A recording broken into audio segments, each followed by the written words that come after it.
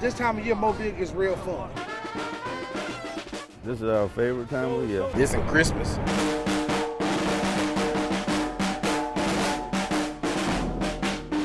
And this music make you go. Experience marching down the parade route is a natural high. There's no other greater experience. See the people and their enjoyment and what our music does for them. It's just the most beautiful feeling in the world. That's what energizes us, that reaction you get from the crowd. Down through the parade route, everybody. LC. That just really energized me, make me want to be here, to have those kind of fans. Every group has its own sound. We don't care about the other group. When we get there, we play.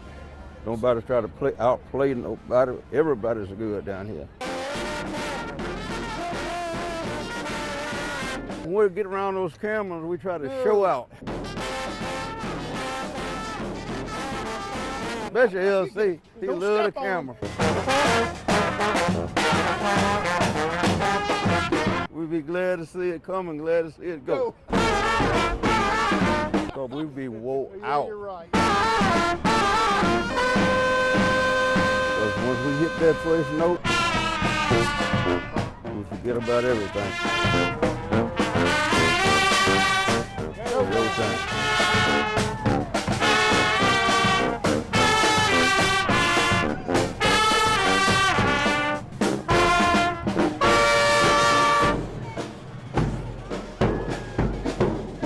Gilbert Rowe. You have to honor those that perish. Carl Edward Peters. It's not always easy to be out there making one's living on the seas. Hold in your hands those who have died at sea. Robert Wilkerson. We pray for their protection. We remember those who died on the waters and in a special way entrust them to God. We pray for your life to be with those who use the seas to work and to play. God bless and protect the dreamer. Because we have shrimp fishermen, and that's their livelihood, but they bring us our food. We celebrate with them, and we pray that God will bless them.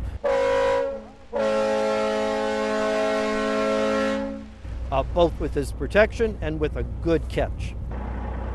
They're very, very important to this community and the whole United States, really. God bless and protect you.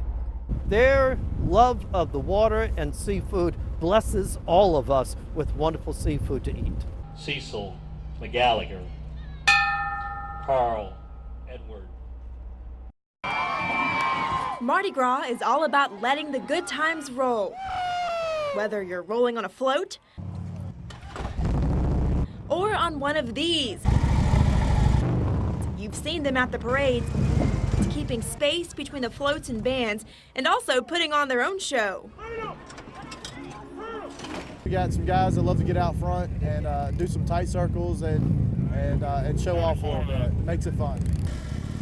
But they actually go through a lot of training to become a motorcycle officer. Got U-turns, circles, straight lines. The course they practice on for Mardi Gras training is the same course officers must pass to get their motor officer badge. They make it look easy. It's a tough class and it's not one that everybody passes. And even the pros run into some bumps along the way, which is why they continue training all throughout the Mardi Gras season. But this isn't the only horsepower you'll see at parades. Riders from all over the nation flock to Mobile to ride alongside Mobile's mounted unit. Mostly use the mounted unit to actually crowd control purposes. We know what happened in Boston a couple of years ago. It could happen anywhere, and I'm cognizant of the fact it could happen here. What are some of the responsibilities you have during the parades? To watch the people and to follow our leader. If our leader takes off for an incident, we're right behind him. One horse lane! One march! Just like the officers, these gentle giants go through intense training just for Mardi Gras. You've got to get that horse's attention. I'm in charge. You listen to me. This session is the easy one, but the training does get more intense. Put a lot of smoke in the area, fire, gun shooting. The idea is to be prepared for anything at Mardi Gras, whether it's on a bike or in a saddle.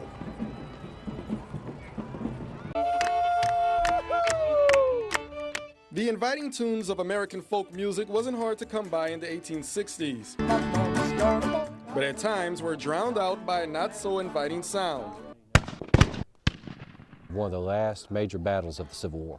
April will mark the 150th year anniversary of the historic Battle of Fort Blakely, when it comes to life every year in Baldwin County. Awesome. It's better than seeing it in the textbook. And did so once again Saturday afternoon. We like to help people understand the uniqueness of what we have here. You know, a lot of people, this is like the first and only time they've kind of experienced something like this. We should look at the sacrifice of both sides of all beliefs and show that history as it properly should be shown with respect, honor, and the utmost of authenticity. More than 150 reenactors from across the country participated in the event, and it's all about accuracy. Research about uniforms, accoutrements. And they actually came out of that ravine up to this breastwork. 2 feet away from where my historical person went over.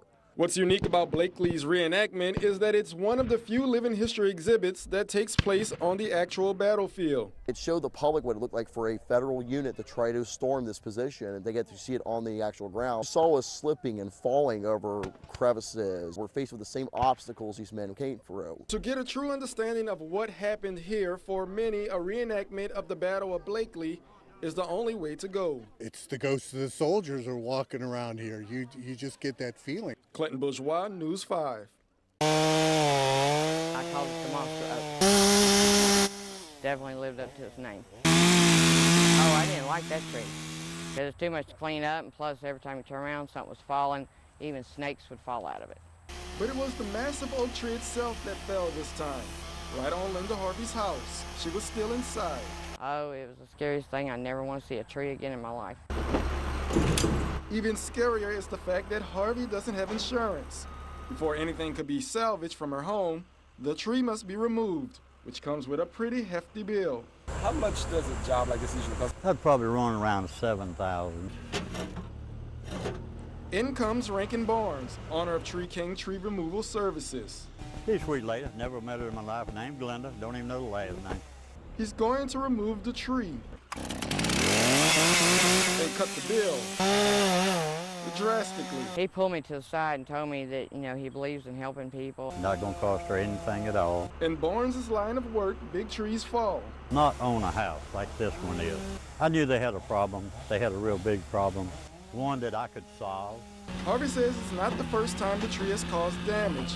About 4 years ago, parts of the tree collapsed, damaging a neighbor's house and car. She says she's contacted the city about removing the tree. It was told that she could not because the tree was considered historic. Historic is downtown where historic is, and they maintain those.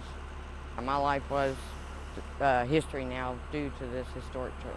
But through the kindness of a perfect stranger, she'll soon be able to return home and recover whatever history she has left. I'm just so blessed to have him. Clinton Bourgeois, News 5.